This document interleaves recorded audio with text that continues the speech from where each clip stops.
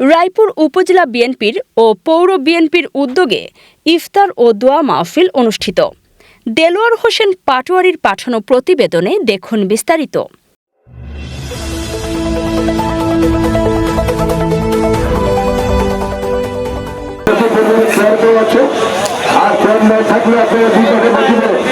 আমি এবং আমাদের নেতৃবৃন্দ যারা আছে আমরা আপনাদের সাথে বসে ইফতার করব। লক্ষ্মীপুরের রায়পুরে উপজেলা বিএনপি ও পৌর বিএনপির উদ্যোগে ইফতার ও দোয়া মাহফিল অনুষ্ঠিত হয়েছে। শনিবার বিকেলে রায়পুর মার্চেন্ট একাডেমির মাঠ প্রাঙ্গণে এই ইফতার মাহফিলের আয়োজন করা হয়। অনুষ্ঠানে প্রধান অতিথি হিসেবে উপস্থিত ছিলেন লক্ষ্মীপুর ২ আসনের সংসদ সদস্য আবুল খায়ের ভূঁইয়া। বিশেষ অতিথি হিসেবে উপস্থিত ছিলেন রায়পুর উপজেলা বিএনপির সভাপতি জেড.এম. নাজমুল ইসলাম মিঠু, সাধারণ সম্পাদক শফিকুর রহমান ভূঁইয়া, সিনিয়র সহ সভাপতি সালে আহমদ, পৌর বিএনপির সভাপতি এ.বি.এম. জিলানী, শফিকুল আলম আলমাস সহ উপজেলা ও পৌর বিএনপি এবং অঙ্গ ও সহযোগী সংগঠনের নেতৃবৃন্দ।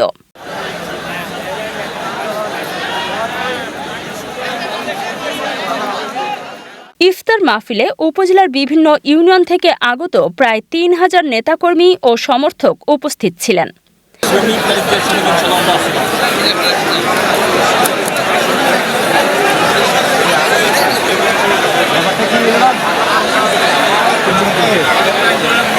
ইফতারের আগে দেশ ও জাতির কল্যাণ কামনায় বিশেষ দোয়া ও মোনাজাত করা হয়। প্রধান অতিথির বক্তব্যে এমপি আবুল খায়ের ভূঁইয়া বলেন, আপনারা অনেক কষ্ট করে ত্রয়োদশ জাতীয় সংসদ নির্বাচনে আমাকে ভোট দিয়ে বিজয়ী করেছেন। এজন্য আমি আপনাদের কাছে চিরকৃতজ্ঞ।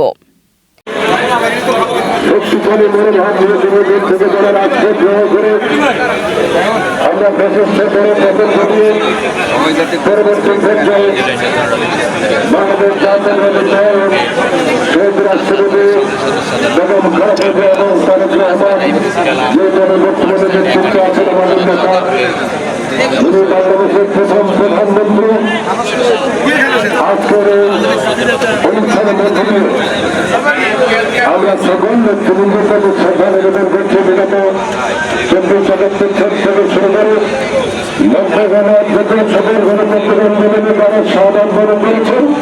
সকলের জীবনাত্মার মাধ্যমে কামনা করছি এবং সকলের প্রতি যারা এই আন্দোলনকে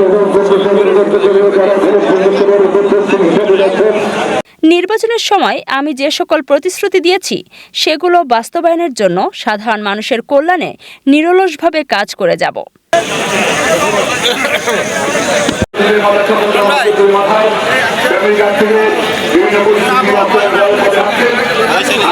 তিনি কঠোর হুঁশিয়ারি দিয়ে বলেন, কোনো দুর্নীতিবাজ, চাঁদাবাজ বা মাদক ব্যবসায়ীকে কোনোভাবেই ছাড় দেওয়া হবে না, সে যে দলেরই হোক।